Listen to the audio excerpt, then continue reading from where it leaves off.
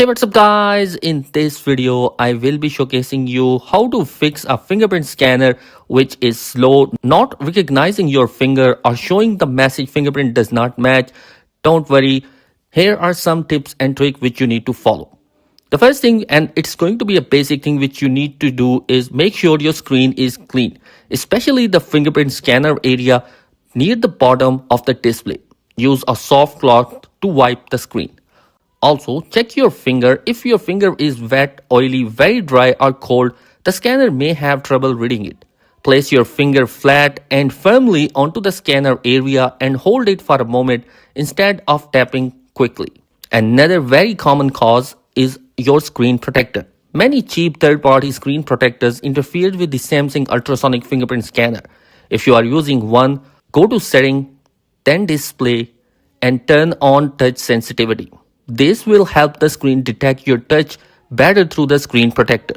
If the scanner is still slow or inconsistent, you may need to remove the protector or use one that supports fingerprint sensor. Now, if it does not work, sometimes the issue is just a small software glitch. A quick force restart can fix it.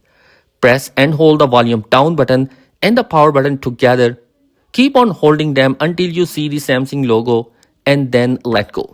Once the phone is going to restart, try fingerprint scanner again. If the scanner is still not working, try setting it up again from scratch.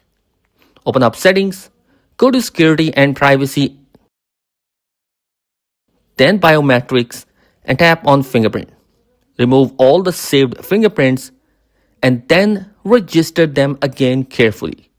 Make sure you scan your finger from different positions and angles during the setup. Also, double check that fingerprint unlock is turned on. Now, another thing which you can do is to check for any software related updates. Go to your setting, tap on software updates, and in here check for the update. Sometimes there could be a bug which is causing this issue and the software update will try to fix this issue as well. Now, if none of these fixes work, the issue might be a hardware related. In that case, it's best to contact Samsung support or visit a Samsung service center for further assistance. Thanks for watching. Be sure to subscribe. Peace.